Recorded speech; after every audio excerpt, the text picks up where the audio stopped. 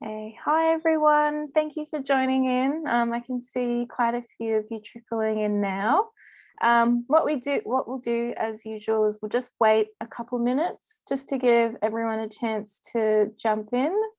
So just bear with us. We might give it maybe a minute or two, and we'll get going. So thank you guys for joining in. I see quite a few of you coming in. That's so great.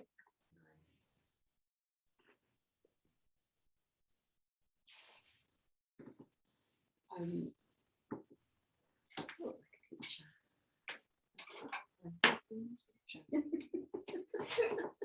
just where does it say who's there? I guess we don't get 25. Okay, just while we're waiting for everyone to come in, I'll just go over some just basic Zoom etiquette. So if you do have any questions whilst we've got the presentation going, just pop them through the Q&A box. So that's on the bottom of your screen towards the right. It says Q&A, it's just a little box. If you just click that and type your questions through there, I'll try and pass those on and get those answered for you. If you have any technical difficulties or you want to, put in any sort of tips or anything like that, just pop them in the chat box. You can talk to all the other attendees in there, and I can also relay those comments to everyone, just so we don't get too confused.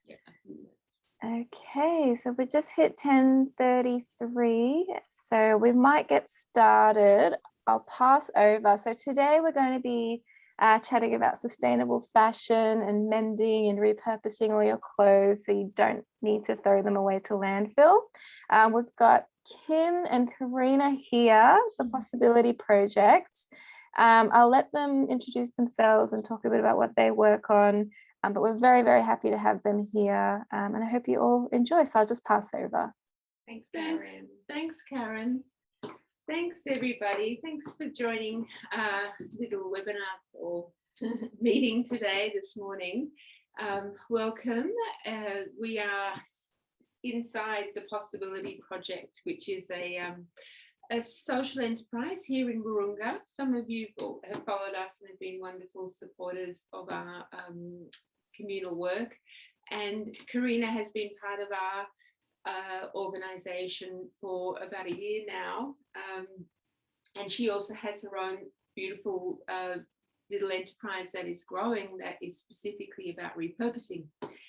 But our work has been in this space of restorative justice, which is focusing on the dignity within our exchanges, in our markets, the worth in our markets. And we've looked specifically through the fashion industry, not exclusively, but that has been our springboard, because we work with and started working with about 9 years ago communities in Jaipur in India to make slow clothing. So the dress I've got on today and the blouse that Karina has on, they're old saris, they're recycled saris. And through our work with these communities, we started to really open up to the challenges within the fashion industry. And that's, again, a really vital part of these conversations is it's all about awareness. It wasn't until Kath's not here today, sadly. She, in a nice way, she got her second jab yesterday and is in bed today.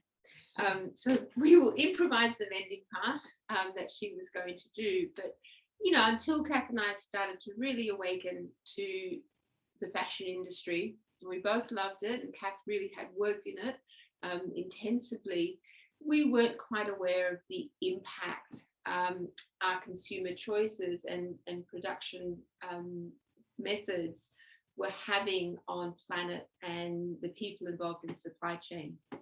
And so once we become a little bit more aware, we started to work not only in the making of the slow clothing, but very active in trying to raise awareness about the spectrum of choice. One thing that is so vital when we are in these conversations, and that goes for any issue where it's complicated, where there's different opinions, different sides, it's so important to bring a sense of understanding and empathy and compassion to the table, so that we do to the best of our awareness, to the best of our ability. So today we hope to present to you and also have some interaction with you regarding what we can do as individuals, as small local businesses, in the face of what can seem like choices that are beyond our control. We're at a time in our society where, yes, we want governments to help us do more, but it's a transition period. It's not going to change overnight. It's not even going to change over a couple of years. This is a long-term thing, a long-term approach. So it's awesome, those of you who are joining, hopefully that you gain something from it, and then little by little spread it to your choices, your families, your communities, and that's the way we believe we can create grassroots change, positive change. But what we thought we would do is, first off, I'll just give a little bit of background, because some might be really new to this whole idea of what is sustainable fashion. And it's so important to just continue the conversation in how did we get here? How did we actually get to disposable fashion? Something that our grandparents and even our parents just didn't necessarily grow up. Disposable clothing, an item that requires so many resources, including human labor, the water, the atmosphere, all of that. How did we get to a point where it can be so cheap we can actually throw it away without wearing it? And so we'll present a little bit of background information on that, and then we'll take a little Q&A after that, and then we will talk very briefly about the mending, but direct you to some resources that are fabulous for mending. And then Karina's going to take us through her work with repurposing, and an amazing business that she has started. And it's so exciting that we both live 2 minutes from here in Ku-ring-gai. This is happening in the Ku-ring-gai Council. We hope that it might motivate some of you who are thinking of doing something that it will prompt you to get in there. I might at this point bring the laptop a little closer, because I'm going to show you a couple of slides. Talk it through. By all means, thanks, Karina. By all means, if you have some Q&A, we can do some as we go through. And I'm going to look at bringing up some slides for you and just going back and forth. So I'm going to share my screen right now. Here we go. So let's see here. How do I play this one? Oh, can you? Ah, here we go. Perfect. So fashion shouldn't cost the earth. How did we get here? It's a very important question to ask. How did we get here? For any social justice, restorative justice issue, it is really vital to have an understanding of how did we get here. That could inform then where we go and what sort of questions we need to ask, what sort of action can we take. We got here from processes that have served and benefited many. Many of us have grown up benefiting from the growth of industry, without a doubt. So that's why it's really important. We're not here to disparage big business. We're not here to disparage anyone, quite frankly, because many of us have benefited from it along the way. But maybe those benefits were quite narrowed down to personal benefit rather than collective. And we got here, we got here, yeah, sorry. There's a bar. Oh, yeah.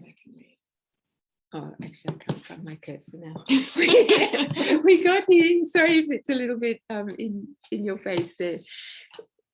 Well, what our fashion, around about 20, 30 years ago, we saw the rise of fast fashion. And again, it was a very clever model. It was you know, it was driven by the likes of H&M and Zara in particular, very clever business people who saw the opportunities of making fashion accessible to many. So they would look at the runways, very high cost fashion, exclusive fashion, and copy.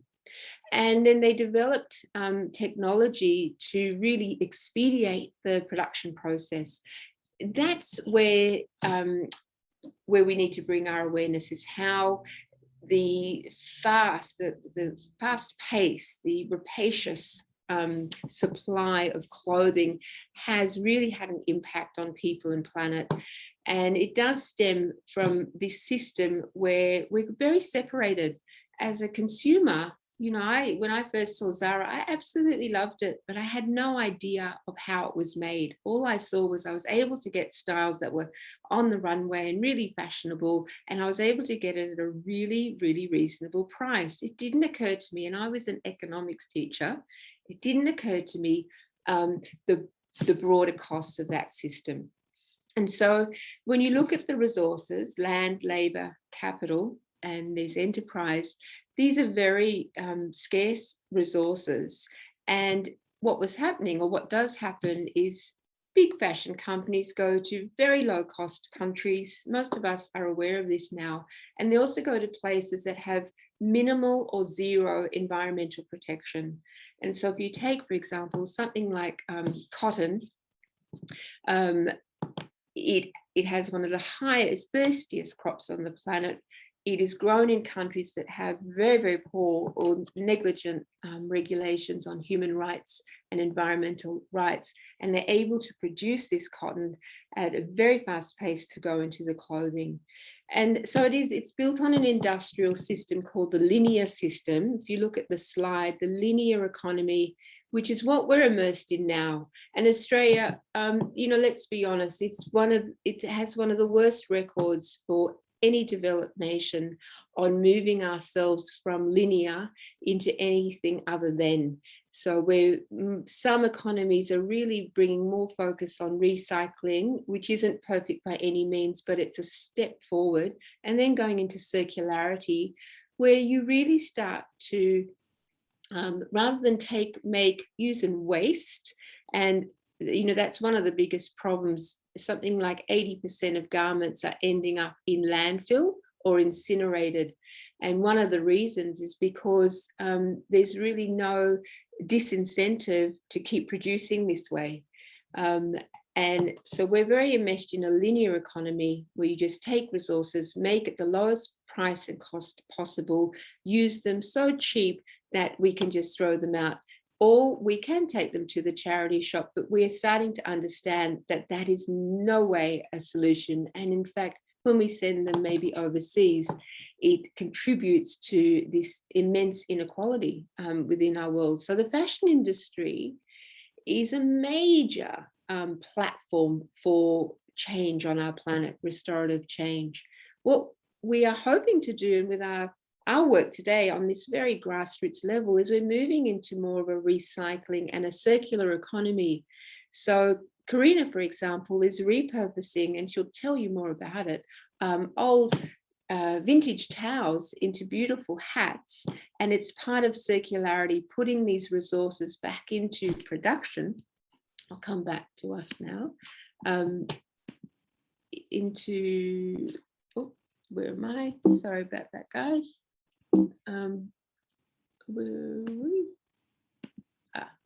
Now I've got to come back. Stop sharing. Oh yeah, sorry. Here I come back. Hello, excuse that. You know, so moving towards circularity is a possibility, the circular economy. And if any of you want to know more about it, look up the work of Ellen MacArthur, and we can put anything that we say into a show note. It is moving to systems where we really examine what we're wasting. And the work that we do, we want to emphasize the waste in our thinking, the waste in that resource of creativity, the human capacity to imagine different solutions and different ways of using things. There is an absolute positive benefit from this way of thinking. You know, one of the challenges of moving from fast fashion to slower fashion, and that's the term for the movement to more a circular economy. It takes a lot more time and thoughtfulness to create, but the benefits of that are, it is long term, and it's maybe not so personal, the benefit. It's a wider benefit for community and planet and for each other. There's also an immense benefit when you know you're doing something for something greater than self. So, you know, these are, we hope to impart this not with a heaviness, but more of an empowerment, that there's these small things, small movements where there is change happening, becoming aware of systems that we're all enmeshed in. It's very hard to go past a bargain, for sure, but it's increasingly easier when you become aware of what that price indicates. And if it's a $5 or $10 t-shirt, we now intrinsically know that that has come at a massive cost to someone else or somewhere else. One of the things that we also, you know, so there's that little bit of background into fast fashion and slow fashion sustainability. For us, we work with, you know, when we talk about the resource of creativity, that is the most sustainable resource we have on our planet. It's freely available. It's within us all. It doesn't require money. You know, it requires a belief that you're going to be able to change things, going to be able to use your imagination to change things, to transform things. You're going to, you know, believing that what you do is going to make a difference. That is a creative thought, and it's understandable when we kind of forget we can. Now, just want to address as well some of the, what we'd say, some of the major obstacles to change, some of the existing beliefs that many of us have. One of the biggest ones, it's too expensive to move. I can't afford it.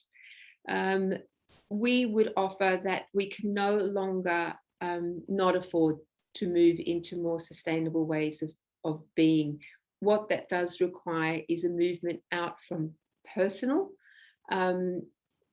experiences and into a broader spectrum of value, where absolutely students, young people, I have 4 teenagers, Karina has young children, of course, they don't have the disposable income to buy higher priced fashion goods. But what I'm seeing is my children and their friends, they're doing a lot of thrifting, vintage buying, online buying, secondhand buying, and not doing as much pressure buying, impulse buying. That in itself is a reorganization of their resources. So I want to again emphasize that absolutely not everyone can afford it.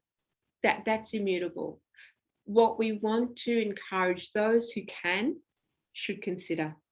That's one of the things we see in our shop. Not only do we sell slow clothing, but we're a shop for local artisans and craftspeople.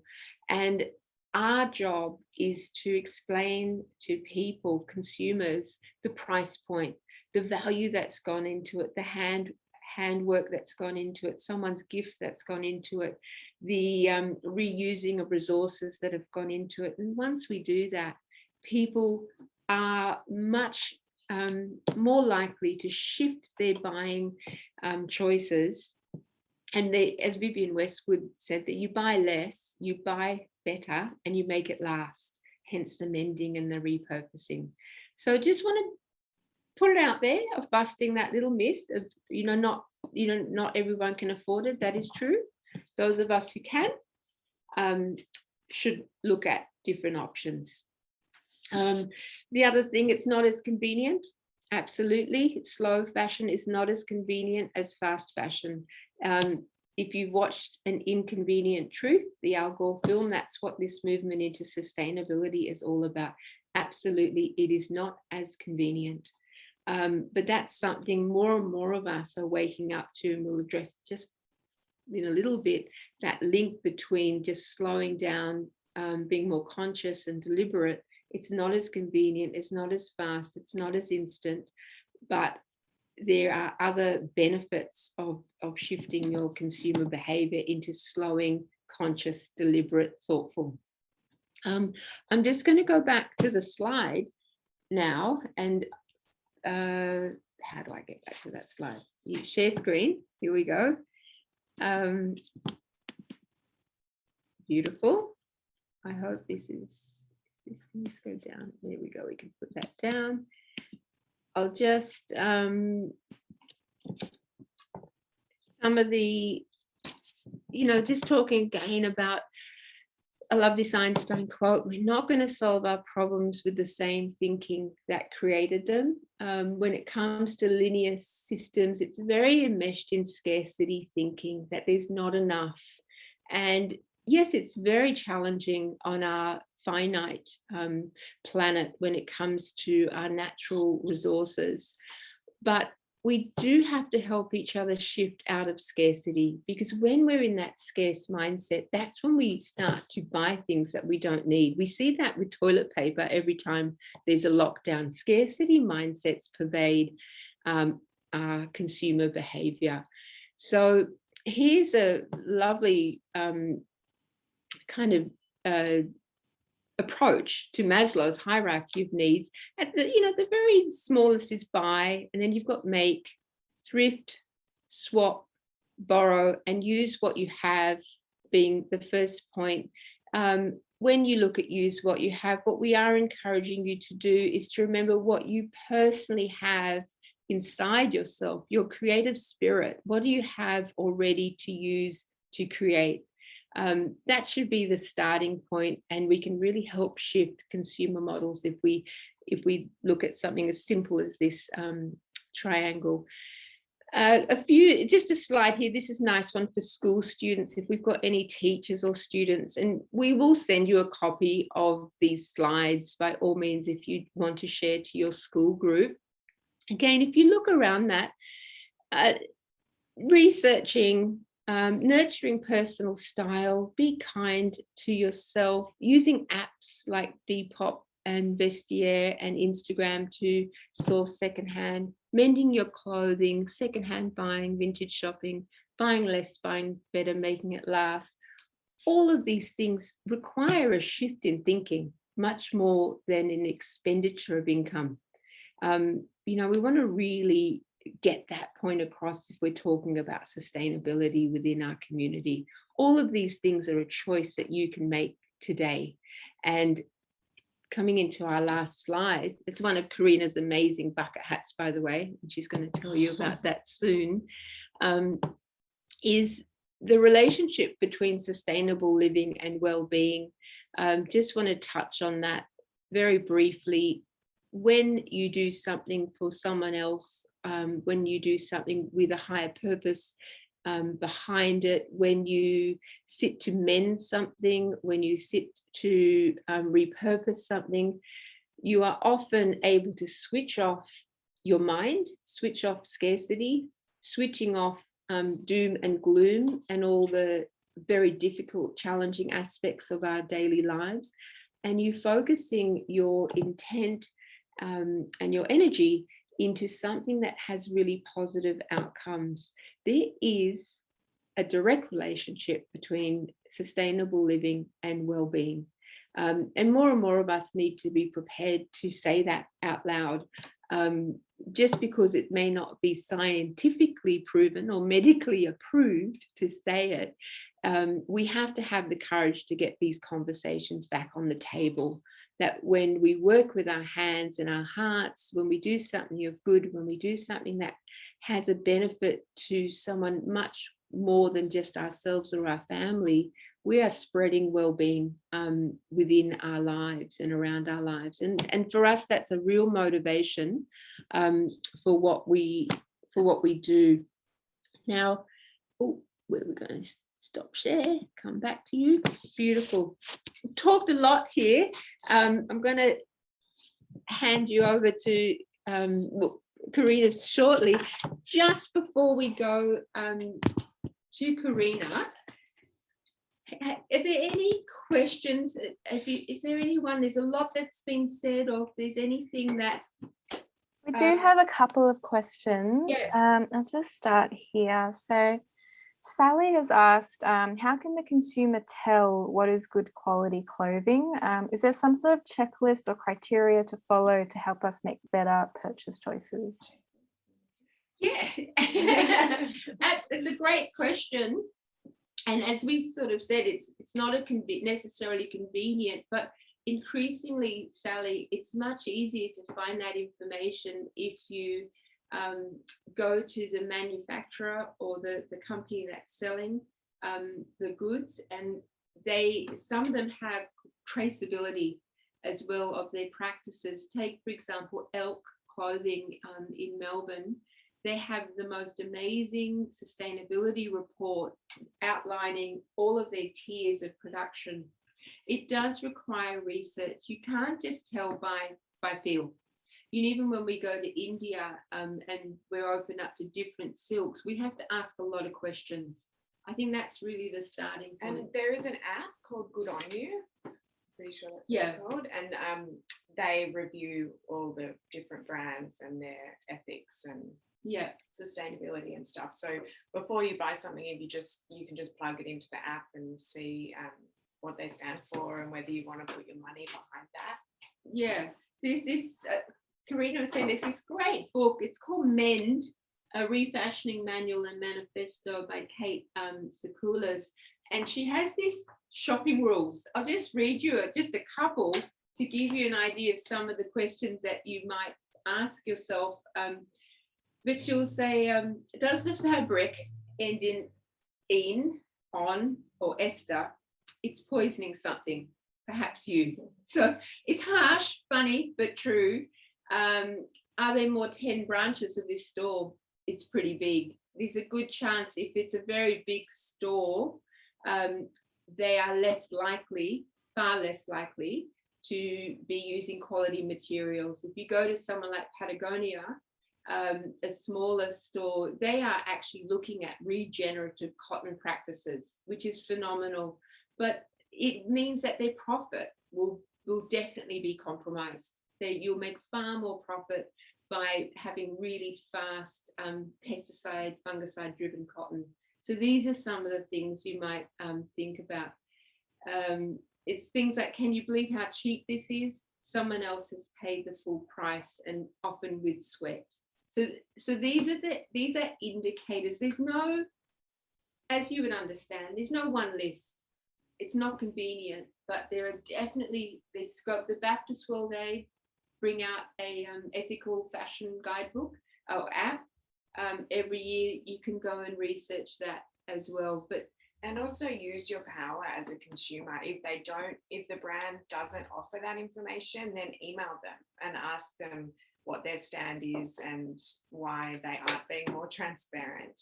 Yeah, and often I've been at Macquarie Centre and buying something for my child. I've gone in and asked them politely. It's not going in to try and call somebody out. That's not our intention.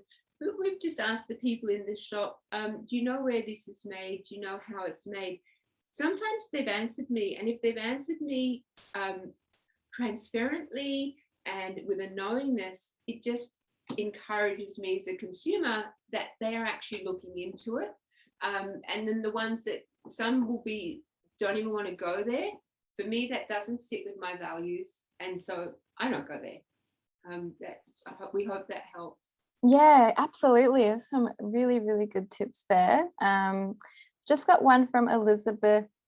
I think this is more of a wish list sort of question. She's really looking forward to learning about fixing holes in jumpers and wool socks, and also learning how to renew something old into something much more new. So just something that some of our attendees are really looking forward to learning about. I think I can see Mary Walker may have asked. Oh, yes, sorry. Can we please have the author of the book? Mary, you'll love this book. Mary is an amazing textiles teacher up at Kempsey, actually. She really motivates us. She's amazing. It's Kate and Sekules. She has a fantastic Instagram account as well, with some ideas. That's the other thing too. If you use hashtags on Instagram, you'll come across some fantastic menders. And in terms of the mending of knitwear and socks and stuff, there is quite a big community on Instagram of people doing that in the most beautiful ways. So we're not experts at demonstrating that, but if you look on Instagram, I can pull up a few accounts and suggest that. Yeah, we can also send you some notes, Karen, for people to have as a resource, because we've been following a few amazing menders who it's amazing, just inspiring. Yeah, and Instagram is a really great place to be inspired about this and to talk to other people interested in the same sort of thing and get ideas. And yeah, fantastic stuff, guys. All right, I'll pass back to you and let you get going. Yeah, the time's going so fast. We're having so much fun. Now, as we said, Kath was going to be here this morning to do a little bit on mending, but she is at home after having her second vaccine. And so what we think, we're going to actually focus a little bit more on Karina, but in terms of the mending, if any of you can go to the Social Outfit. Now, the Social Outfit is an amazing social enterprise here in Sydney and Newtown, and they work with refugees, training refugees in clothing, in making. Fantastic. And last week they released some fantastic mending videos. And if you can sign up to their newsletter and get these tutorials on simple mending. And they actually, when I looked at the tutorials, what they offer on that is professionally shot, and you can see it really clearly on ways to mend. We don't have the knowledge for specialist mend. There's lots of people who do, but just a couple of tips in terms of mending. One thing that really has helped us, because we have old saris, and what being repurposed, sometimes they'll come with small holes, and our buyers know that. In fact, that's one of the reasons why they will often choose, because they are imperfections. But this is an invaluable tool for mending the wooden mushroom, and they're not too hard to get off Facebook Marketplace. Another great place for secondhand buying. So I would invest in one of these, and Kath was going to take you through just very simply things like the difference between visible mending and invisible mending. And there is more of a trend now to have the more visible mends. Some of you might be able to bring the computer. Yeah, we can see that. Thanks, guys. See that? And the visible mend is that movement, but it's almost a bit like it's like owning it. Yeah, showing your values. Yeah, wearing your values on your sleeve. Yeah. And there's this movement like fashion activism, where you just get a really contrasting piece of fabric and do very, very simple running stitches as a patch. That one's a running stitch. So that's just a simple running stitch, which makes a beautiful patch. And then this has some embroidery stitches to make flowers. And so it really is, I think we were going to sort of have it more as one of the things when we do mending classes with high school students. So Kath and I will go into high schools and do a talk and a presentation. What we do find is with the mending, how meditative it can become. And the students will say themselves that they don't really want to stop. The feeling that they get from just sitting and slowly repairing something gives them this sense of, one, they can achieve something very slowly, repair something, and also just slow it down. So we really encourage, mending is a big part. It's metaphorical to what we need in the fashion industry as well. We do need to mend the ways we've been doing things, bringing things together. But what we will do is we'll send the links to the mending tutorials. We also did one with Ku-ring-gai, actually, a little mending video, and we can share that link with you. But because what we're going to do now is we'll turn to the repurposing. So love to introduce you to Karina. Hi. Karina is an amazing friend of ours, very talented young mum and in the area, and very passionate about using her creative spirit and sharing that for repurposing. Before we get into that, do you want to show the people your product? Oh, sure. Yeah. So I was really inspired by the idea that we have everything we need already. It was an idea really that Kim brought to the front of my mind in one of her meditations. On a mental health level, I think that's really empowering and quite soothing to know that we have all the resources inside us, and in fact all the resources outside of us that we need. And for me, I was really wanting to create something, and I was really drawn to vintage textiles, and especially domestic textiles like tablecloths and tea towels and things like that. And as a child, my dad and my grandpa always wore these terry toweling bucket hats. And I found a few towels that really reminded me of that. So I started sewing them into hats. And that really, I found that really fulfilling, and people seem to respond. And so I've set up a little business now called Relax Remade with hats like this. So these are two old towels, probably from the 60s, made into a wide brim, and then there's some beautiful vintage short brims. There's some up there as well. But really the possibilities are endless. And Karina, for those people who, you buy secondhand and vintage. Yeah, that's another part that I really love, is the sourcing of the fabrics. It's a much more interesting way to shop, because I mean, we all love shopping. But this is a really personal way. I'm often talking to people who've had these towels in their linen cupboards since the 60s, and I hear the stories behind them all. Some of them are ripped and torn to pieces, and other ones are brand new and never been used. They were in their like bridal glory box, and it's just a really nice way to meet people and talk to people. And I do a lot of that online through Facebook Marketplace and Facebook groups. There's a great, really active group called Vintage Fabric De-Stash,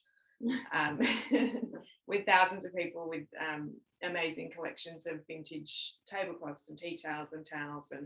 And so it's a good way to meet like-minded people. And then there's eBay and Etsy, and op shopping is the ultimate, except everything's closed. But you can find beautiful towels like this in binnies, or if you look in your own laundry, you might discover that your rags are in fact beautiful. So this came from my sister's laundry, who hadn't this one's got a big hole, hadn't really thought about actually how beautiful they were, had only seen the holes. But when you look closer, it's a really intricately woven textile, and it's been around for maybe 60 years. Yeah. And I will now use that to make a hat for her and her daughter. And that's, I guess, one of the things that we really need to encourage in this space of sustainability, coming back to what we have just deemed doesn't have value, or it's broken, it's ripped. We're quite wide now to say that doesn't have value. It does require a shift in consciousness to look at something and go, there's value in that. And that's when you're tapping into your creative spirit. It also, your stories remind me of, we do repair things that we love or have a story. And the stuff that we're buying now, not only does it not have a story, if we go into the supply chain, it has a tragic story. And so what we need to do is nurture each other into our positive stories. That's right. Well, I was just going to introduce this little Pom-Pom Craft, which is a really fast and simple thing that you can do at home. And just an example of turning something quite ordinary that you might, these are just old napkins that we weren't using. They would have just gone in the rag bin. But my daughter and I turned them into these little fluffy rag pom-poms, which we will use on top of wrapping paper on presents, or you can join quite a few together and make like bunting, or use them however you like. So Kim and I were going to quickly make one. We'll show you how to do it, because this is part of the repurposing, but and then maybe swapping out, putting the plastic things on top of gift wrapping at Christmas time. Maybe use one of these with your scraps. So yeah, so you don't need to, I mean, it definitely takes more time, but you don't need to just buy some plastic ribbon. You can make some from whatever rags or old tea towels you have lying around. So the first thing we do is cut the fabric into a length, which becomes effectively a length of yarn. So we'll cut around the edge, almost like a spiral, at about 1/2 centimetre width.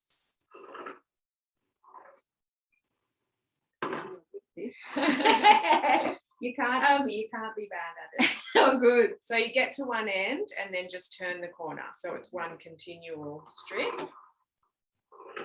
And the more ragged and raggy it is, the cuter it looks. So don't worry about being perfect at all. It's definitely something that benefits from a bit of character. So you only need to go around about 4 times. That's that wabi-sabi principle of the perfection within the imperfection. That again, when we come back to talking about mental health and wellness, the perfection within the imperfection is vital. You know, we're killing ourselves and killing our planet by aiming for these ideals of what is beautiful, what is acceptable, what is normal. Well, if you're prepared to step into your creativity and originality, and perfect, we will create different things. So then you just need one short length. It's okay, I'll cut you one. Thank you. Sharing economy. And then get your fork, just an ordinary fork, and put the short length down the middle prong, like that, and hold it. And that's going to be the middle of the pom-pom. And then get your long length and just wrap it around the fork. Not too tightly or it'll be hard to take off, but just sort of firmly. Interesting. It's quite relaxing. And then once that's finished, wrapped all around, pull up the middle bit and just tie a knot, and that will secure it all together. So I'm going to help. So you just around. Yeah. Okay. The middle bit. Yeah. Tie it. Perfect.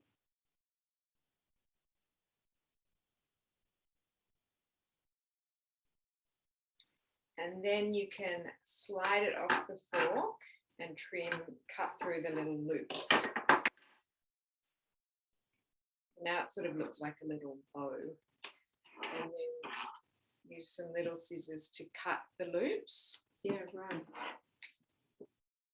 Just like you would a pom-pom. Did you make pom-poms? No. No, I didn't make pom-poms. Pom-poms take forever, but these are much quicker. Beautiful. And then they turn out into fluffy little balls. Fluffy little balls. That only took about 5 minutes. A really simple, beautiful repurposing of scrap fabrics that you can then use and swap out, repurpose, maybe plastic, and you're putting a really personal touch onto something as well. This is what sustainable living is about. It's really allowing yourself to go beyond what's normal and acceptable and, you know, what everybody's doing into your original self. I mean, that's a big part of fashion. If you really reassess your approach to your wardrobe, moving out from, say, trends into personal style, that is going to be such a positive benefit for your fashion choices. If you really get into your personal style, one of the big things that we're on about is not to be trend driven. Look at that. And you can trim it into a more of a sort of circle ball shape. Cute. These look fantastic, guys. Mary's just written in, this is the perfect remote learning activity while the kids are at home. With little kids. Yeah. Really fast as well and satisfying. Yeah. No, Karina has 3 small children, you know, smaller children who we're both seeing as parents. We have an obligation and a responsibility to the next generation to do something you know, different for our planet and for our markets and for our systems. But as mums and also as women, sitting on a value spectrum that has often really devalued the simple things, the common sense, it's what we could say, things like unpaid work, then having, you know, of, say, even parenting, of not having a value. We have to reassess that. And these are the kind of things for us that do have incredible value.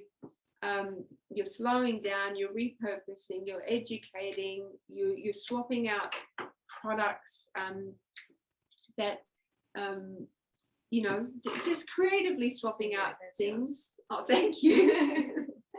But yeah, so if there's any other, Karen, we've got a little bit of time. Any other questions at this point? Yeah, we did have one question from Alice here. So earlier you commented about cotton being a poor choice because of the resources used to create it. However, cotton is a biodegradable fabric, so is sustainable in that sense. How do you balance these issues? Good question. Look, it is. So we've got some cotton here as well, because it's one of those things. When I first brought this home, my kids had no idea that that's where their cotton, that's how it looked. You know, so I think the real problem with cotton is how much water it uses. So it is a really great natural fiber, really great for repurposing.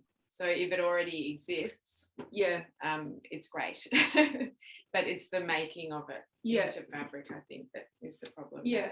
Actually, on today, on our Facebook page at the Possibility Project, we just shared an article on cotton that was written through the Good Trade, I think it is, and it goes through the difference between commercial cotton and then recycled cotton and then regenerative cotton, and basically giving you an example of, for the bulk of cotton you're going to have is the one that is very, very damaging to the planet. And then it just explains, you know, the use of the pesticides and the water usage, which is not accounted for in the price point ultimately. So that is, you know, it's a, I know in Queensland there is a cotton grower. I went to a talk of theirs and they're doing amazing work in cotton. You think cotton really shouldn't be grown on our continent. You know, we're not a country that has climate conditions that are particularly conducive to naturally growing cotton. But these guys have created something in Queensland. Again, I can't remember their name, but they are looking at it, scientific approach, you know, really amazing work and doing it differently.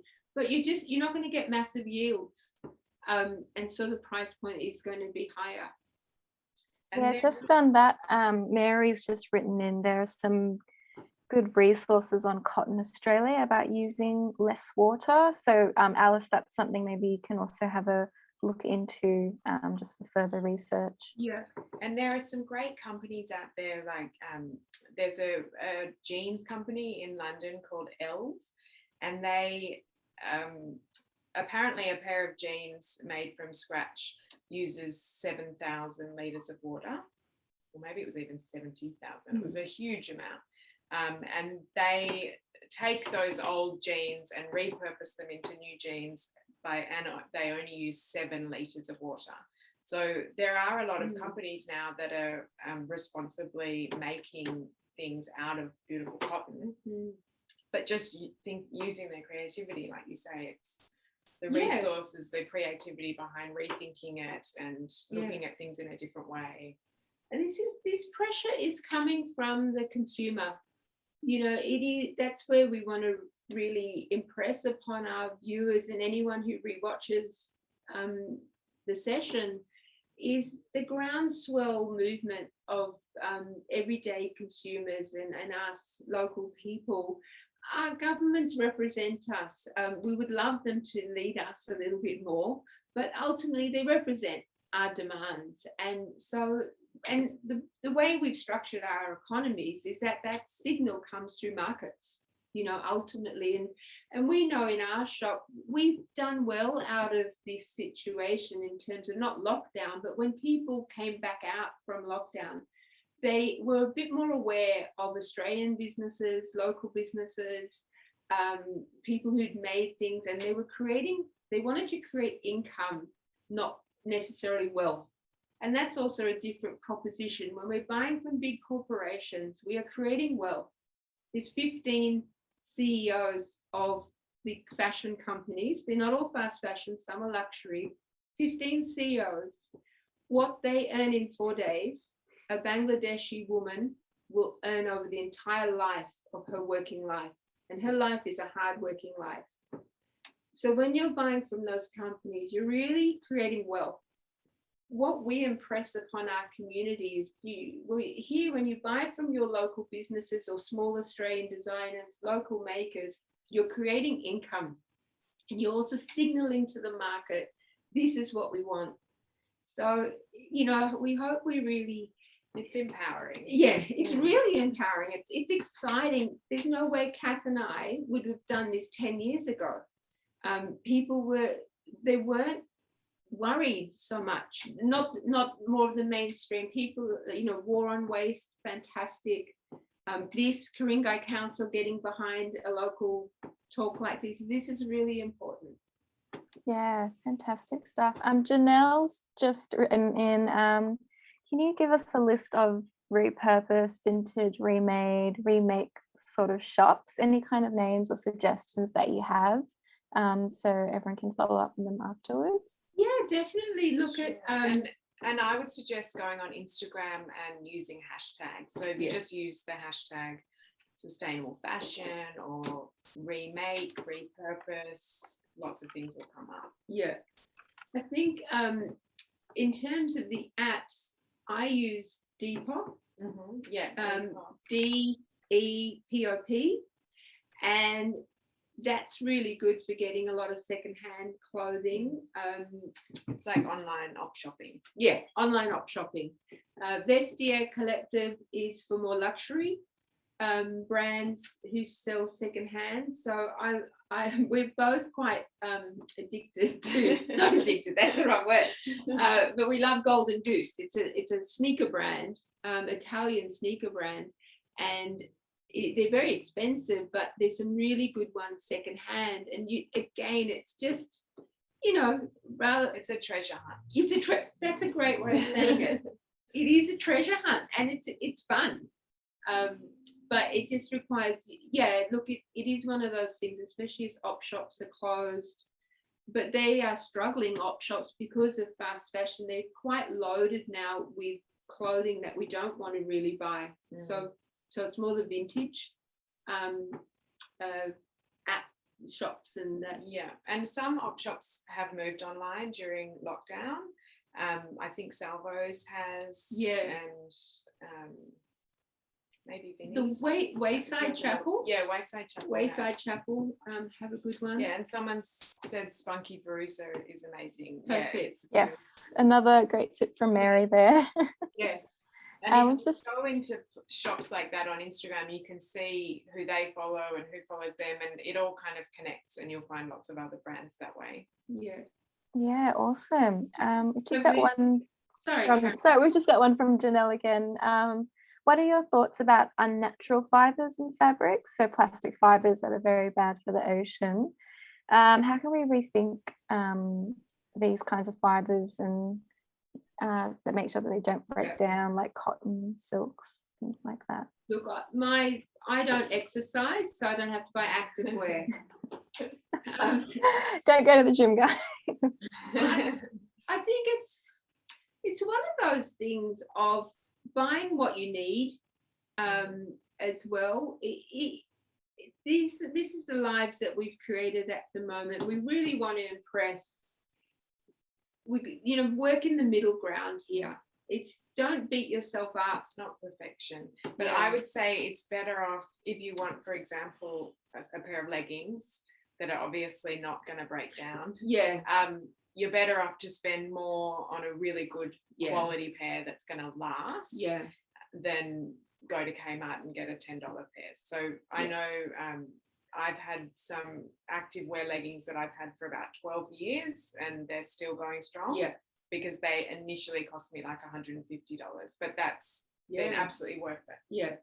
Yeah, I can definitely attest to that as well, because I love exercising, and I would happily spend $150 on a good pair that would last me a long time, as opposed to going back every 6 months, every year, and getting a new pair, because the cheap ones, they really do start to fray very quickly. The quality is not that great. So I would definitely recommend, like, it's tough at the start to put down that much money, but it will definitely pay off in the long run, and it's a much more sustainable choice. Look, Karen, there was this, just reminded, there's some people may have seen this, and it's just this came out. It's with food. Buy it with thought, cook it with care, use less wheat and meat, serve just enough, use what is left. This was printed in 1917 after the war, and it was when food was scarce, and what the same principles here for many of these questions. It is that buy less, care for it, consider your choices, look at the resources that are being made. It is this common sense that to encourage each other and then help share the information of what people are doing. And slow down and be more considerate about it, and don't get sort of don't try to avoid that pressure feeling of having to grab something on sale, or that scarcity mindset that you mentioned. Because the sales keep coming. And they're going to keep coming. I think you'll find it's so overwhelming every time, because there's so much out there. Exactly. Every time you see, this is on sale, that's on sale, it gets too much. Like, you just can't process all of it. So that idea of already having everything we need is really liberating in that way, because it takes away that overwhelm of just being bombarded with all the stuff out there. Absolutely, yeah. We're just hitting 11:30 now. We've got one more question that I might ask, and then I think we'll just have to wrap up. So Layla has asked, can you recommend any online workshops or YouTube videos on how to repurpose your own clothes? And also the bucket hat, she would really love a link to that. So I think Kim did say that we'll put all those in a little handout for you. Is that all good, Kim? Definitely, definitely. Okay, fantastic. And we'll link Karina's on Instagram. I haven't launched the website yet, but on Instagram it's relax-remade, re.lax_remade. And in a few weeks there'll be a website. And we're the Possibility Project, and as Karina said, often we follow people who are doing some fantastic things as well. So look at the people and organizations that we follow, but we'll send you through some links. I'll get all those to you, everyone, so you can get all the information to follow up. But I think we might have to wrap up because we're just at 11:30. Was there anything else you guys wanted to add before we go? Thanks everyone for being interested and showing up and hopefully feeling inspired. And just don't feel like you need to know everything or be perfect in any area. It's just about beginning and doing what you can and using what you have and spread kindness. Just spread kindness. Is my choice kind? And that's really important. Yeah, that's so beautiful, so lovely. Thank you everyone for joining in, and thank you Karina and Kim for your time today. We really appreciate it. And yeah, take care everyone. Thank you. Bye guys. Bye.